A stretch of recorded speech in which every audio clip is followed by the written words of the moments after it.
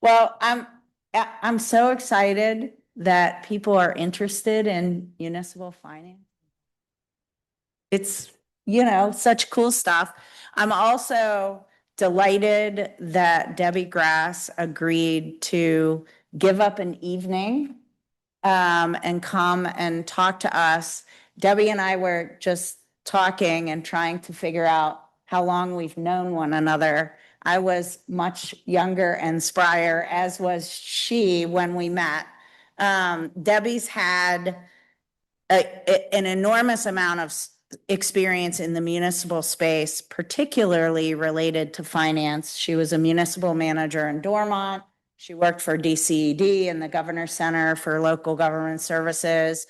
She was a consultant for Delta Development Group, which is they have offices across the state.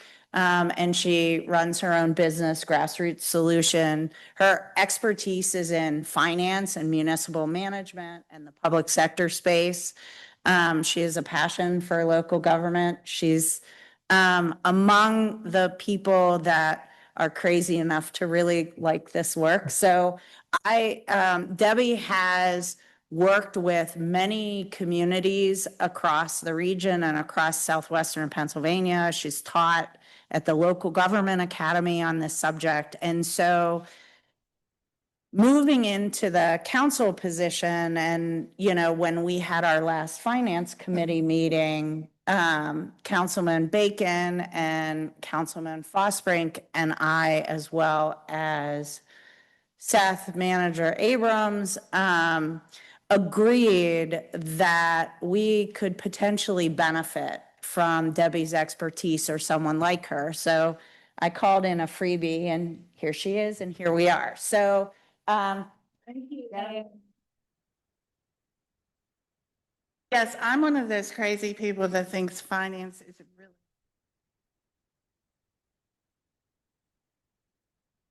I'm happy to be here. Thank you for inviting me. I didn't quite know how I could be helpful with you, so I did put a little bit of information together. I played around with your numbers because I love to play around with numbers, and so you'll see a little bit of information here about Forest Hills. But as Ian said, I've been doing this work a really long time. I find it infinitely fascinating. And every community that I go to actually learn stuff from the communities. Hopefully, they learn as much from me as I learn from them. I did put a little bit about me here. My area of expertise, actually, when I was at the state, was to work with Act 47 communities. And if you think your budget is difficult and entertaining to do, you should try working with people who where their revenue actually declines every year and they still have to provide police, fire, and all the services that you typically see a municipality provide. And so that was challenging, rewarding, trying to figure those things out. As Ian says, recently I've been working with the Local Government Academy, who have been offering some technical assistance to municipalities, whether or not they're financially challenged, to really do it sort of a deep dive into those things that maybe nobody's ever looked at or haven't looked at for a really long time. I've also worked with Seth when we were in East Pittsburgh. We worked on a blight study, and I really appreciate you and your commitment to municipal passion for municipal operations and everything related to local government. If you go to page 4, I'm not going to read it to you, but this is kind of how we approach our financial assessments, and I thought that would give you a little bit of a flavor.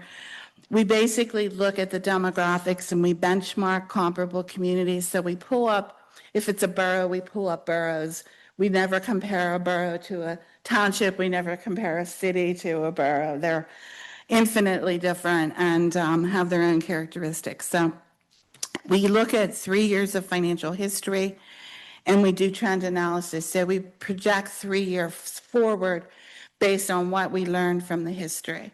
And we make certain assumptions and we identify those assumptions. We go through every revenue source and I'll be honest, having done this many years, it's all about revenue and revenue generation.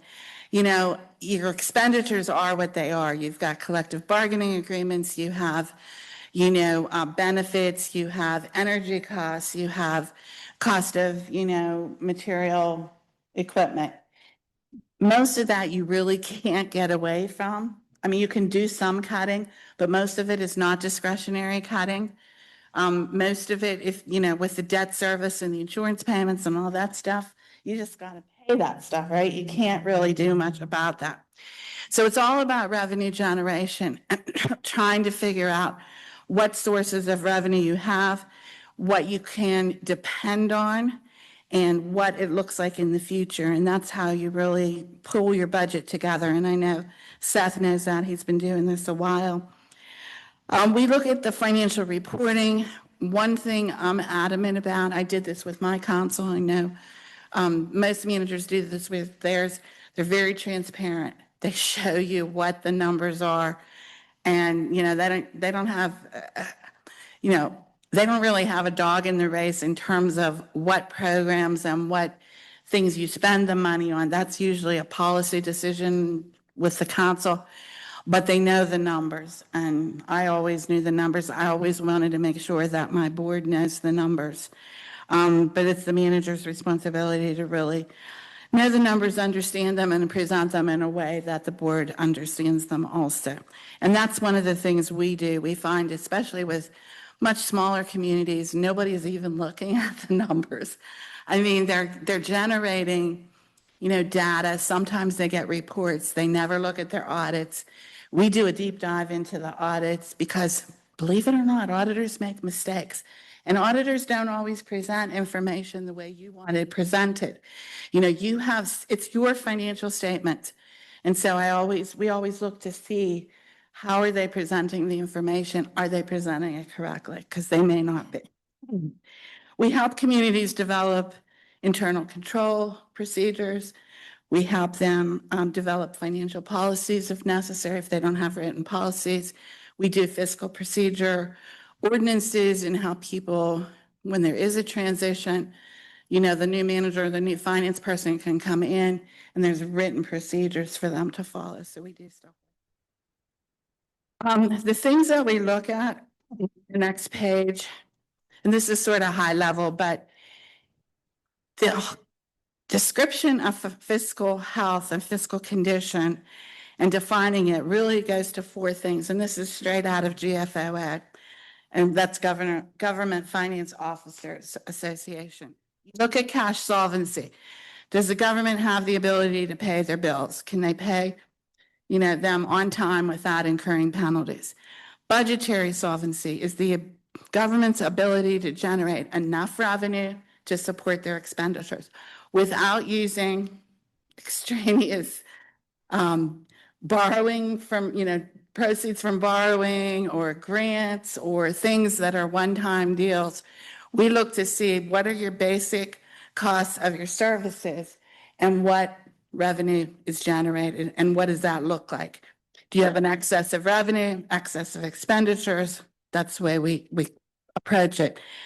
Long-run solvency is where people kind of get into some trouble because if you can balance your budget today, you might not be looking into the future. Am I going to be able to balance it next year, the following year, the year after that? So we look at that. That's why we do the 3 years of trending. We also look at service level solvency. I worked with the city of Johnstown for a few years, and they would balance their budget. But every year, they were laying people off and off and off. And they started out, I think when I started working with them, with over 200 employees, and they ended up. So the service level was going down and down and down. They were able to balance their budget, but their service level solvency was impaired because they kept cutting instead of really facing, you know, their issues and doing what needed to be done. I did a little bit of, on the next few pages, some analysis of what I saw and what was reported. Every year, your auditors report your numbers to the state. we're able as consultants to sort of pick through those numbers and look, and Ian did a little bit of this for me, thank you. I told her with the website, no charge. So I like to look at the biggest revenue producers. And like I said, to me, it's all about being able to generate enough revenue. Real estate, obviously, real estate taxes are the biggest source of revenue. They're the ones that people have to adjust typically because you're at your thresholds on the other taxes. So if you're going to adjust them, you have to do that with real estate. We looked at 5 years, 2020 through 2024. That's the last year that it was all available, and looked at your assessed value. So your assessed value is the very first row. And you can see it went up a little bit, and but it's been pretty standard, consistent across the years. Also, your millage has been that, but your millage has been getting a little bit less. You've been collecting a little bit less over the past couple years. If you look at 23 and 24, what happened, I think, in talking to Seth, is you've been settling some appeals, and every time you settle an appeal, it reduces your assessed value a little bit. So, but for the most part, if you look at the very bottom line, what we always look at is your collection rate, which is very good.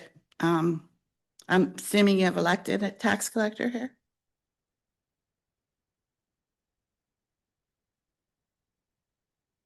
Okay. You have a very good, and I will commend Jordan because you have a very good collection rate. You can see that of what was billed and what was collected. And your per mill has gone up a little bit. It went up in 2021 to 378,000, and then it started going down. And then the last couple years, as you settled those appeals, it went down a little bit because you were reducing your assessed value and giving people appeals, so they were having lower assessed values. And I'm sorry, that's how much you collect on 1 mil of tax. On 1 mil of tax, right, will get you, right, well, as of 2024, and I don't have 2025's numbers, will get you $371,000. It's important to know that number because when you're considering raising taxes, or if you have an expenditure that is a new expenditure, a new amount, you have to know how much you need to raise and what 1 mil will get you, or what half a mil. So that's the number I come up with. You keep a number too, Seth. I think yours might be a little bit lower or about the same.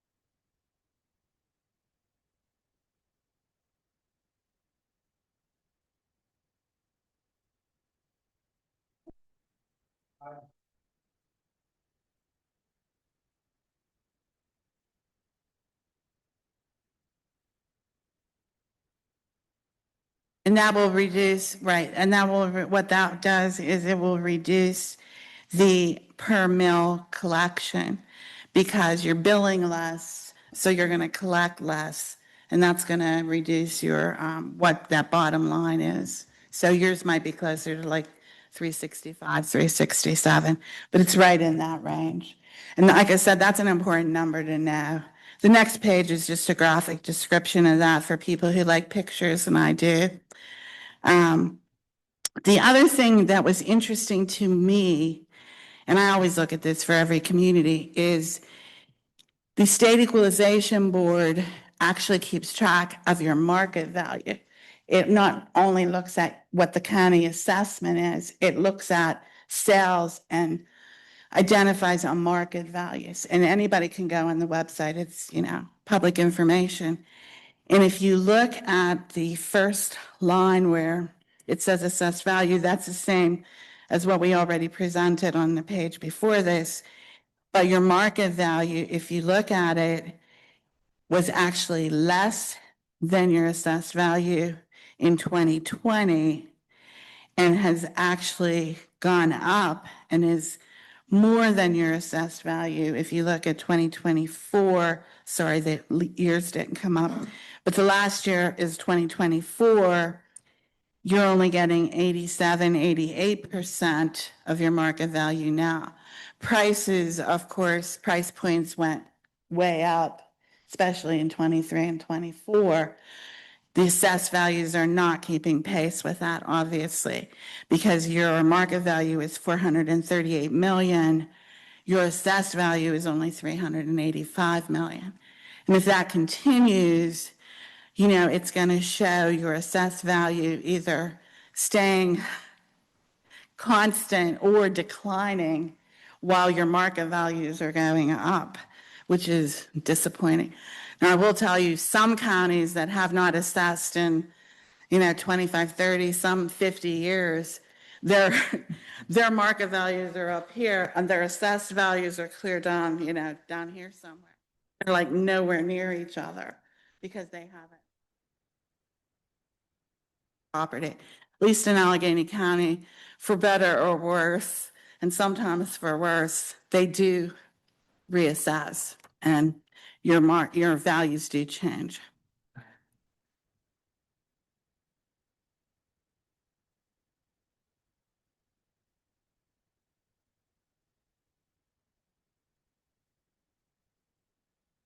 Exactly.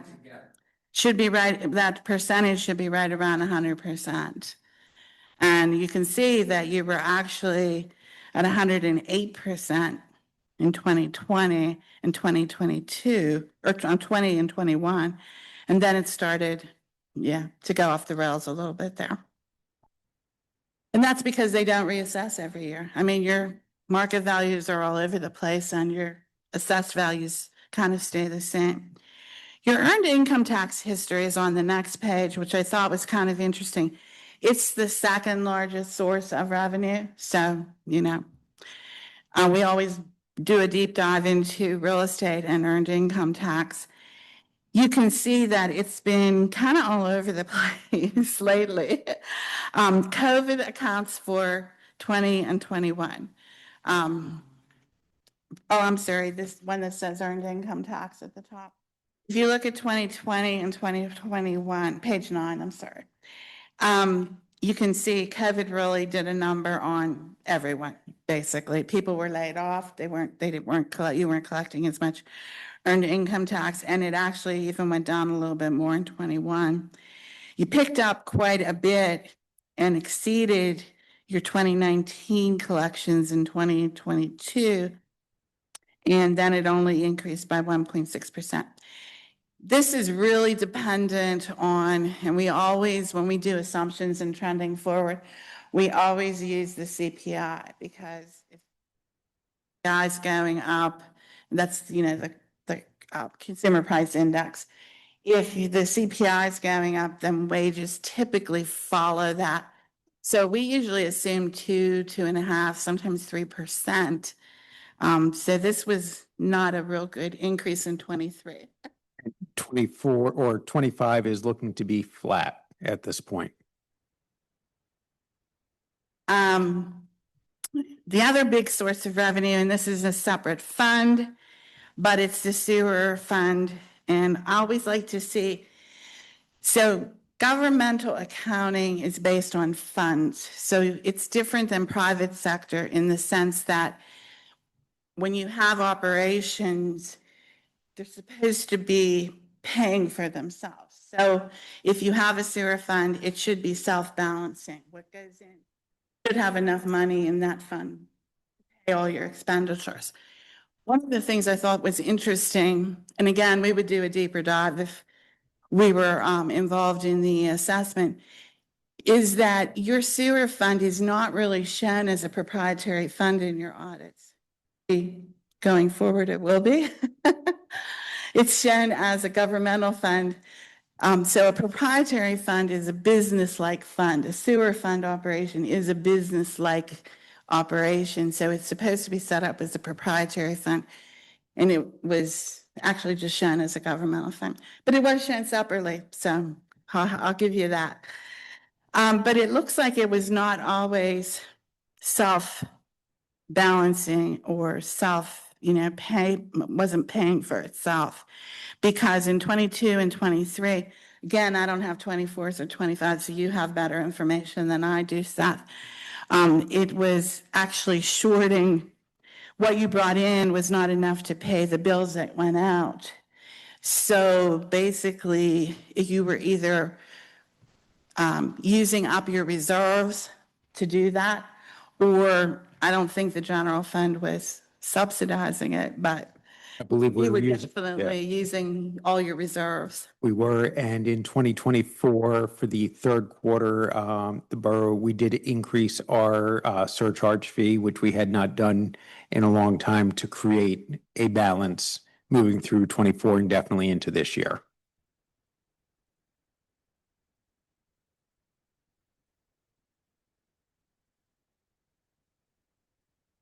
So the revenues in that you're seeing here are a combination of, and what you still see on your bills, the Alcosan charge, which goes up 7% every year per the consent decree, and the borough surcharge, which is what we use. So we pay the Alcosan part directly to Alcosan, and that pays for the actual treatment of the sewage and the conveyance along the lines that they own.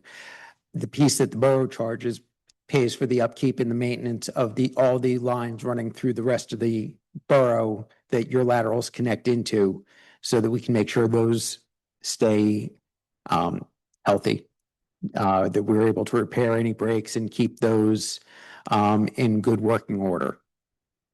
And sometimes what happens, and I don't know if it happened here, you would know better than I, Alcosan will raise their rates and the municipality doesn't pass that through as an increase because they don't like tell the residents that there's an increase. They will absorb that sometimes, and then this is what happens. You end up with negative numbers, and eventually the money's going to be all gone. So it's important when Alcosan, and I think they increase every year pretty much, don't they? It's important that that gets passed through to the residents. What I always did was put Alcosan increase on the bill so that they knew it was not my municipality, it was Alcosan raising their fees, so we always made it pretty clear that who was actually causing the increase. Two last things I'll leave you with, and then I'm happy to take any kind of questions. I love this stuff, so this is like a night out at the movies for me. This is fun. It's important, I think, and we always make this as a recommendation, to establish a reserve policy. So what an unrestricted reserve policy is that you actually, as a council, pass a resolution and say, we believe that it's in the best interest of our municipality to have a certain percentage in our unrestricted fund, reserve fund. And then whatever that number is, you try to hit that number on a regular basis. I think you should probably do it in a sewer fund also, because you never know when you're going to have a sewer fund emergency where you're going to deplete that number. But I think it helps if you have that conversation up front before you get to like a crisis or an emergency. Basically say, to be financially healthy, we think that we should be between 10 and 15% of our total budget. That's what should be in our reserve. I mean, it's sort of like in your own home, if you're going to have a savings account in case something happens, you want to have that savings there. That's what this is. It's basically a decision up front that you're going to have 10 to 15%, or you're going to try to hit that number. Or some people use it as, 4 to 6 months of whatever your expenditures are. Whatever that is, it's your decision. But I think it helps to have that on the books so that people know what you're going to try and have in your unrestricted reserve. The other thing, and this is my favorite topic, I do a webinar for LGA on this, capital improvement funds. So Is this a hot topic? Is this a hot topic? Yeah. Oh, okay, then you know what I'm talking about. I was saying. Says, I need a snowplow. Oh, yeah, well, good luck with that. Um, what a capital, people will say to me, well, we don't have any extra money. Why would we do a capital improvement plan? That's the whole point. You basically want to see what your capital expenditures are going to be over the. Want to know what you're going to spend on roads. I don't know if you have any bridges. No bridges, that's good. But you want to know what you're going to spend on roads, on sewers, on facilities, on parks, on technology, on equipment, everything that you could possibly need over.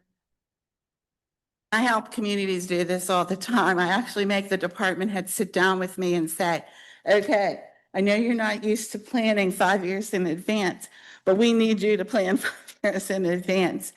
Once you get the capital plan put together, then you have like this spreadsheet and it tells you every year what you need to transfer into your capital.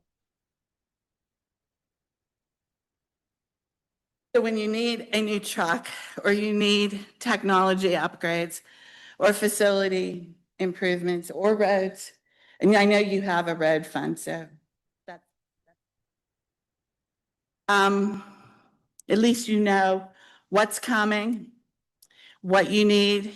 You may not have it every year, but at least thinking in terms of long-term instead of just the operating budget. You want to think we usually recommend 5 years, and you want to know exactly what you're going to need to spend in those 5 years. Again, it's like your house. You don't wait till the roof collapses before you put a new roof on. You have to look at everything, all your facilities, everything that you own as an asset, and you want to protect those assets. And I gave you a whole list that you can read at your leisure about why I think it's so important. I do think it helps from a PR standpoint if people know what you're thinking about, what you're planning, what you're doing. Capital plans, a lot of times there'll be there'll be a public process to it, and people can come and tell you how bad their street is and what they need in their neighborhood, what park, needs an upgrade.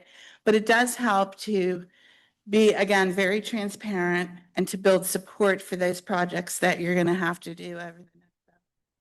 So I would highly recommend that when we do this work, you get a final report with recommendations. You get an appendix with all the financial data. You also get all the spreadsheets, the demographics, the models. We identified any shared services opportunities. We actually, because we work with the LGA, we actually identify projects that interns could actually help with. It's a really good process. I really fully believe in it. We've done a dozen communities now. Everyone has been thrilled to death to get all the information. So at that, I will answer questions, whatever you want. It's your pleasure.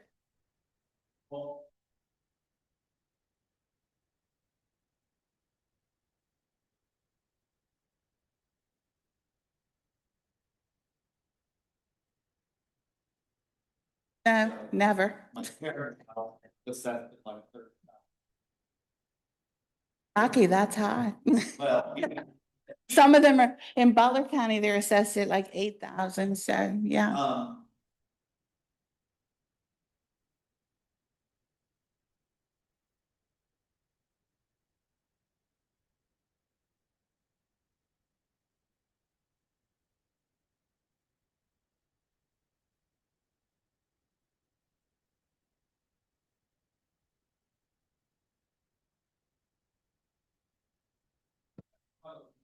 It's about knowing where we can't force right now to reassess everybody. Oh, I'm sorry. You don't think I'm loud enough?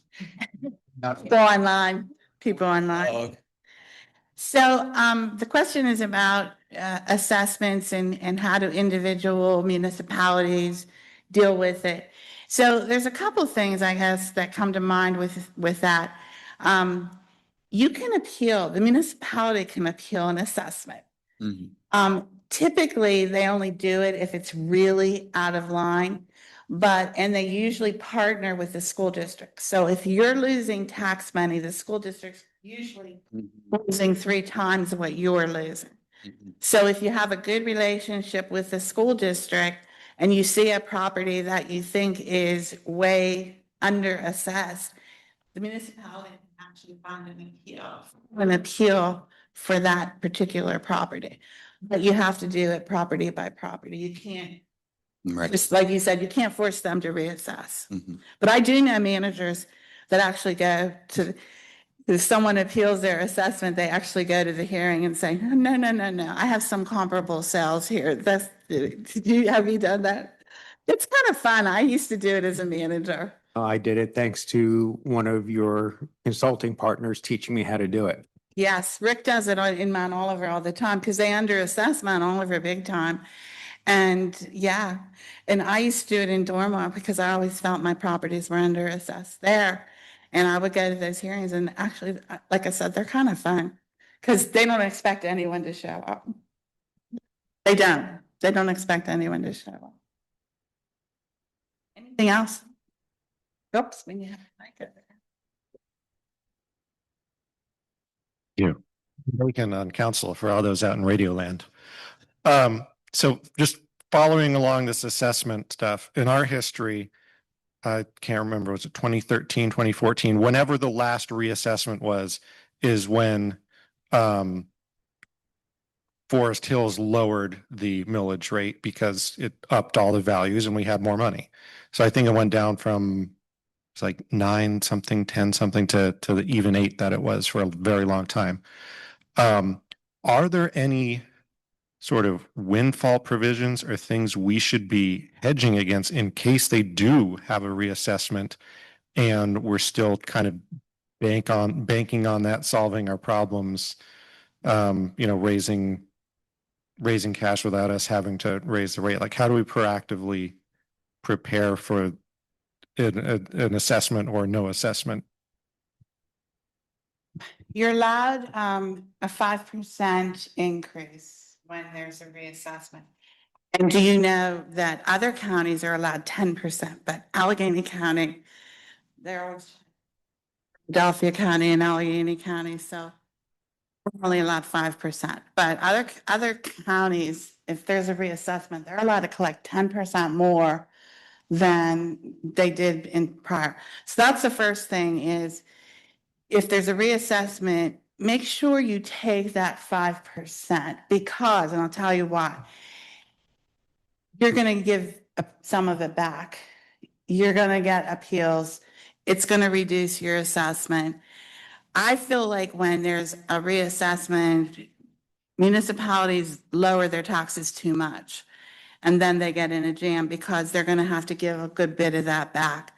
So when I've helped municipalities, we've actually made sure that at least our estimates allow them to recoup that 5% that they're allowed to take.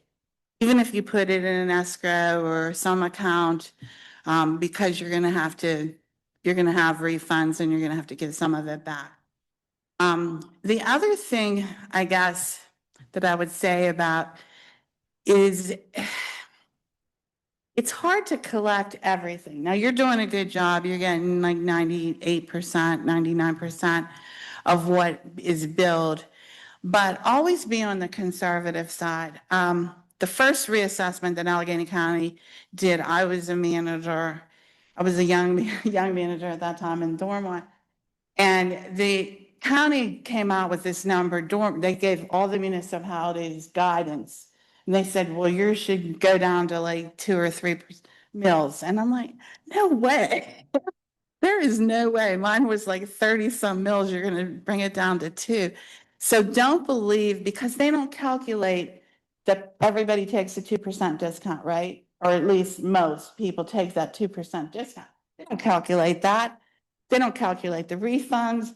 They don't calculate, any of that stuff for you.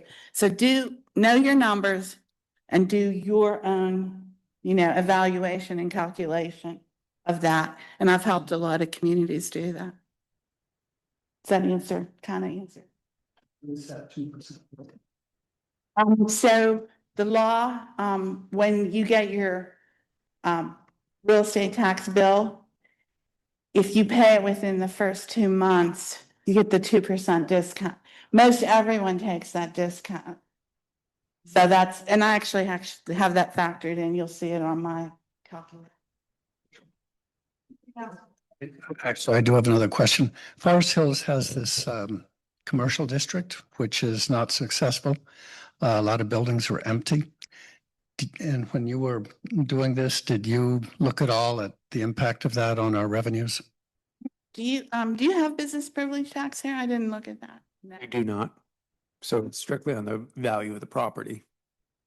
The things we tell people, and again, some communities like this, some don't.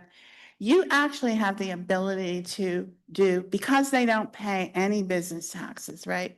There's no retail, wholesale, business privilege, nothing here. You have the ability under Act 511 to do what's called a flat tax. So you can say, we're going to assess every business $200 or $250. You can't do it on gross receipts. We lost the ability to do that constitutionally clear back in 1989 or something. So you can't do it on gross receipts. You can't make them give you their receipts and do it like on a percentage. You're not allowed to do that. But I know like Rick in Mount Oliver, again, he does on all his businesses and he bases it on the number of employees. So if it's a small business with only 1 or 2 employees, it might be $200. So you do have that ability if you so choose to do that. And you can keep that in a separate fund to invest in the business district. But yeah, that's the only way I know of that you can get any kind of business fee, tax, whatever you want to call it, from the small businesses or the businesses actually. I'll show you something else. Homestead, and this is the first I ever heard of this, but we did homesteads. And they actually charge what they call what do they call it? Health and welfare fee. Because the borough code actually has language in it. You can have your solicitor look at this that says the council has the ability to levy any fee for any service. I think they did that because of the EMS, because MAPS is really struggling. So I've had this for a while, that they've had it for years. Nobody actually seems to complain about it. They say it supports their code enforcement. You're not allowed to charge for police or fire. But they call it a health and welfare. I was like, what is this? Like I said, I learned something new every time I go somewhere. What is this tax? And then I checked it out with DCED and they're like, yeah, check the borough code, here's a section. So if you can find something the service you provide, you can charge a fee. You just have to justify the fee. Anything else? So Seth, are we having this meeting because we're worried about the way the next year or two works? Or is this just you trying to get a better handle on the future and so forth? So this is actually, as was introduced, the Finance Committee wanted to have this meeting, but I do have a longstanding relationship with Debbie and the work that she's done. So I agree that I think this was useful in that the more people know and the better, transparency has almost become cliche. Because it's not transparency.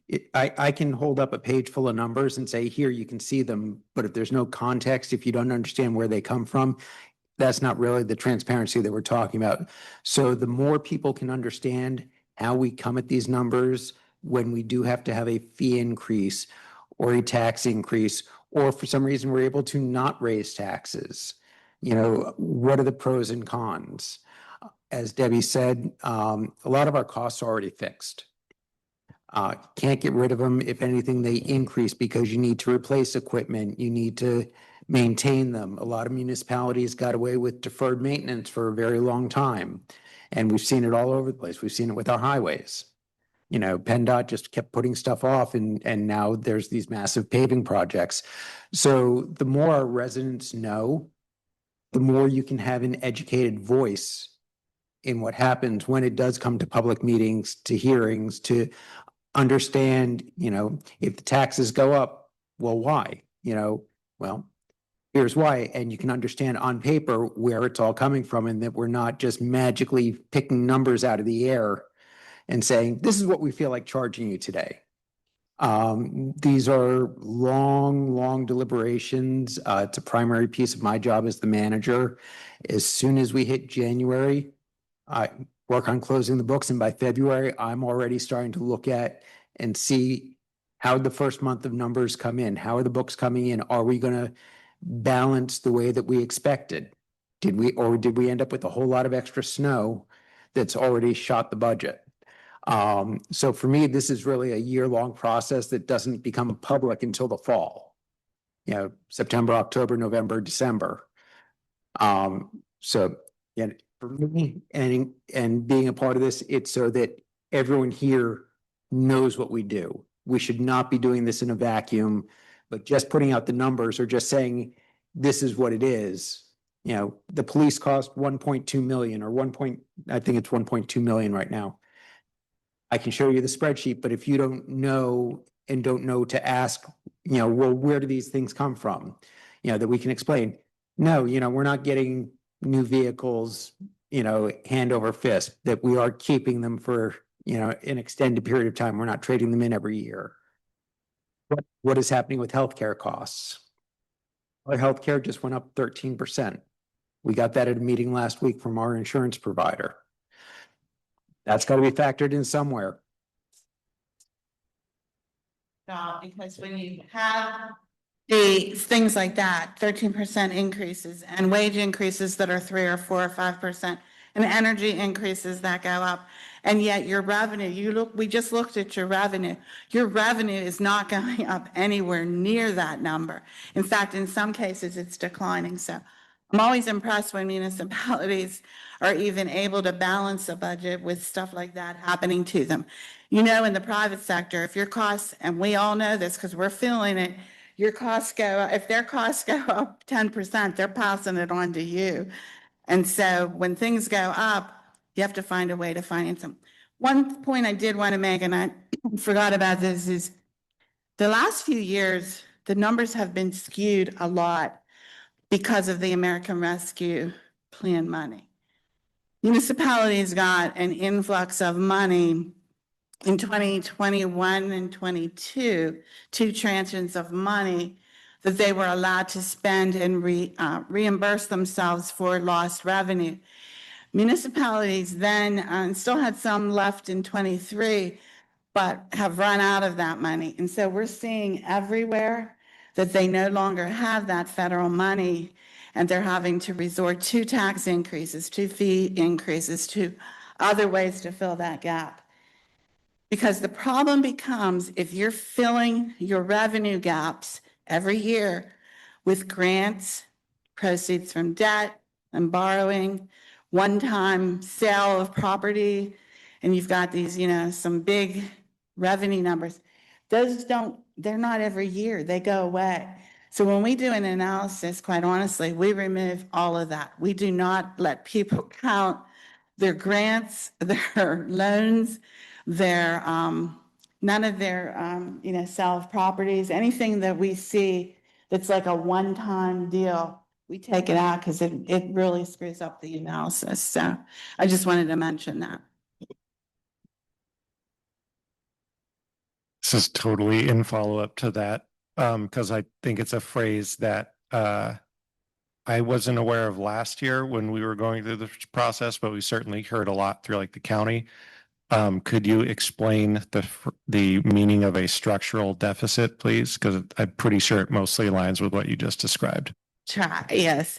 A structural deficit is basically if you take all of your recurring operating costs and all of your recurring revenue that you can count on, not those one-time deals, but everything you can count on.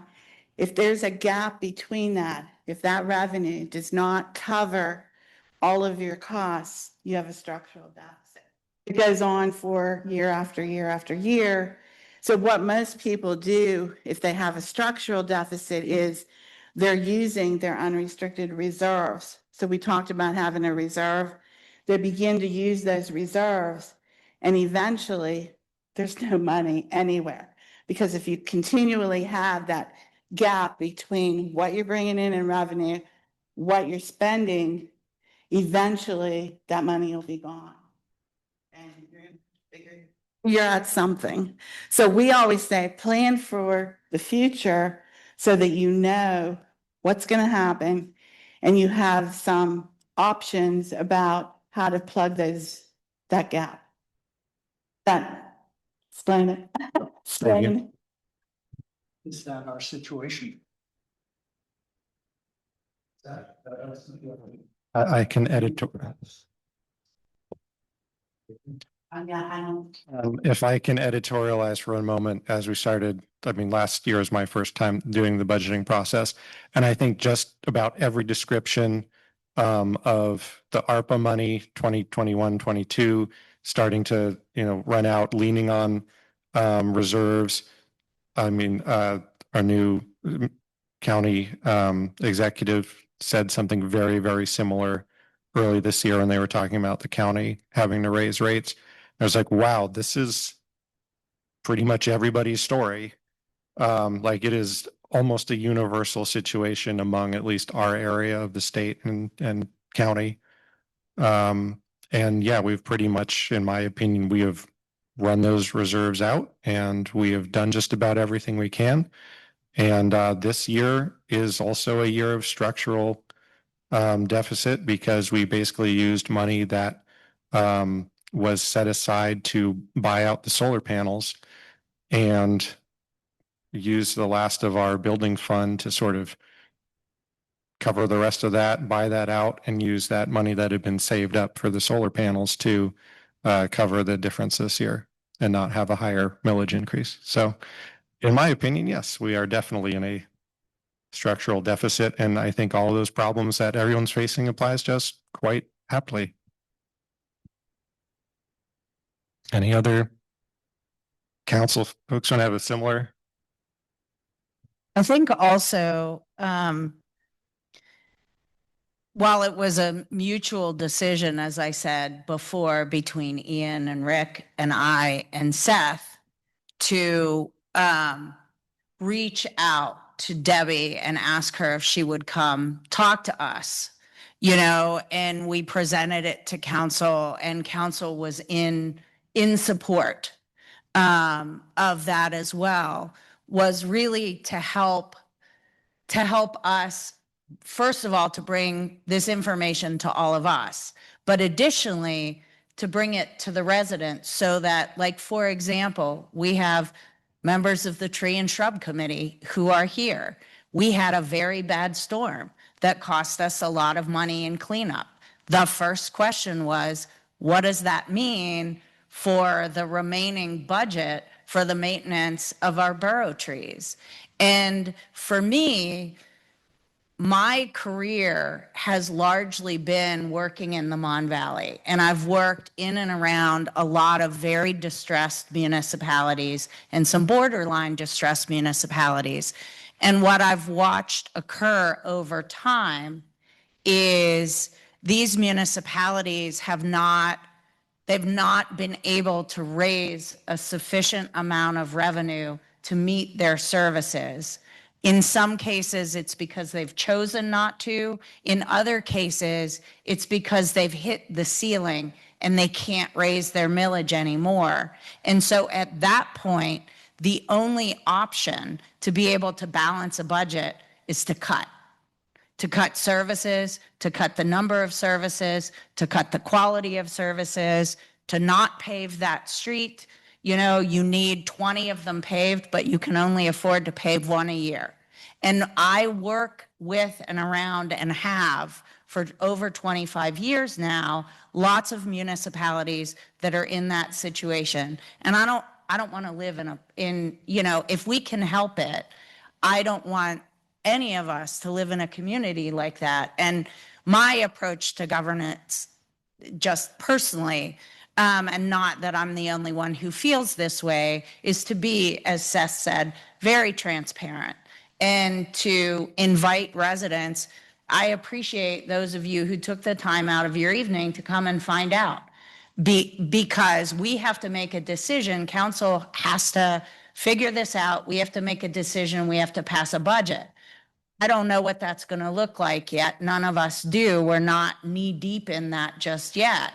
But at the end of the day, decisions will be made. And I want to make sure that as much as possible, you know, we've done everything to engage our residents so that our residents are doing that with us and understand what we're trying to do. And I think Ian expressed a version of that earlier and went through it the first time. And for me, this is my first go round passing a budget as a council person. So. And I want to add a little bit too, in that just because I've been in this business for a really long time, I've worked with dozens of communities, councils, I've been a borough manager. People don't typically get too upset with a millage increase because honestly, it's not that much. If you increase their tax bill by 1 mil or 1.5 mil, whatever, it's not really, I don't know what it is here, but it's not a whole lot. What they do get upset about is if their services are bad. The quality of services is always uppermost in everybody's mind. If their garbage isn't picked up, if their code enforcement isn't working, if the streets aren't paved, if the parks are a mess, you will hear it. Trust me, rarely do people lose elections or hear a whole lot. I don't know, we used to hear it when the school district would raise their taxes. They would come to our meetings. I don't know why. But I mean, in all my years of local government, it's really the quality of services that people get the most upset about. That's, again, just my opinion. I think that holds true here in Forest Hills, and I hear it from the residents. I hear it from council members. I see it. We have a reputation, and a rightly deserved reputation, for being a, you know, kind of a hidden gem in the East with excellent services. And that seems to be, from everything I hear from the residents, the primary thing that drives. They want to make sure their streets are paved. You know, there's nothing but praise for Public Works, and they continue to do the excellent job they do. But that all the amenities that we have, that we do not cut them, and that if anything, we work to expand them. And that's where council has to help make the decision based on, they're elected by the residents, as to how we want to handle these situations as they arise year after year over the long. How do we plan for it?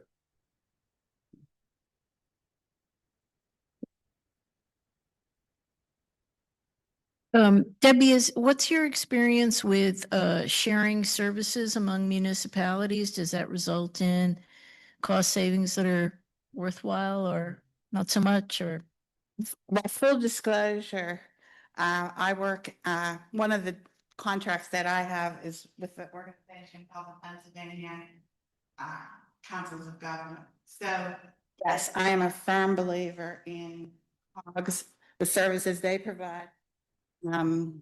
And being able to work with your neighbors to find the best solution. So absolutely, I think one of the things that COGS do, and this is Turtle Creek.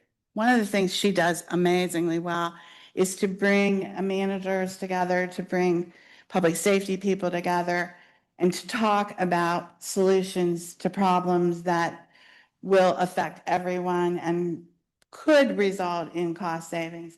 It's not always resulting in cost savings, but it could result in better services, right? Some of these smaller communities with one police officer on duty, it may not be less expensive to have a regional police, but it will be a better quality of service because their residents. So bottom line is, I believe in it very strongly. We run the statewide Pennsylvania COGS. Do amazing work, and I would highly, highly recommend. And I think Seth's a believer in doing shared services. You always were a supporter. It's appropriate, absolutely. We are members of the Turtle Creek COG and of the Code Enforcement Collaborative that's going on. So that is a shared service. And I know I've heard from some residents that they feel it's a not as good of a job as when we had our own part-time employee.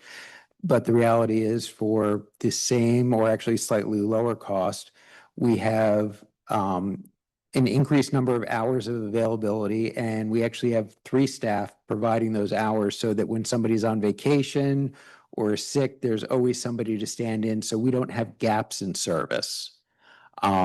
And honestly, because they also work in Chalfont, who we do the policing, it provides a nice synergy and some consistency that they know the entire area as they're working with the magistrate, as they're working with our police department.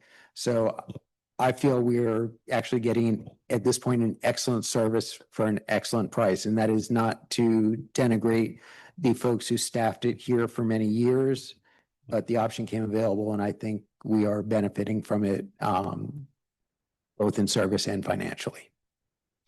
I think too, like, not, you know, to kind of piggyback on what was said, depending on what the service is, we may be delivering that service anyway, right? So again, where public safety is concerned, there are mutual aid agreements. And so if your next door neighbor only has part-time service, or they have gaps and there's an emergency, Forest Hills is responding anyway. So in my mind, why not be more proactive in that way? And plus, you know, those are our borders and our edges. And being a COG director and now the chair of PayCog, I see not only here, but across the state and across the country, that taking good care of your neighbors and allowing them to take good care of you makes a much more stable region. And it, you know, I mean, it's like you can use all the analogy, but it rises all boats at the same time. And so I know, you know, new here, right? But I know we work with our neighbors. I know we've done some things. I've started talking to my colleagues in Churchill. You know, I know that both of the two of you have gone to Connect. That's another place to build, to network and build relationships. I know we provide services to Chalfont. And personally, I think those are important things to continue to do. Because Anyway. the reserves are in some ways imaginary. So, you know, the water doesn't stop at the border. The bad guy doesn't stop at the border and say, hey, wait a minute, I'm crossing into Forest Hills. So, I mean, the lines are kind of imaginary. So the more you can do as a region, a lot of times the solutions are regional. They're not, you know, individual municipalities, they're regional solutions. So does anybody else have any other questions or comments? I appreciate everybody coming, and Debbie, you giving up an hour of the movies. Next time we'll have popcorn. Anything else? Have any questions? If you leave here and you think of a question that you like, or some information that you would like, I'm a data She is. She is. My data everywhere. Awesome. Thank you, everybody. Joe can go home.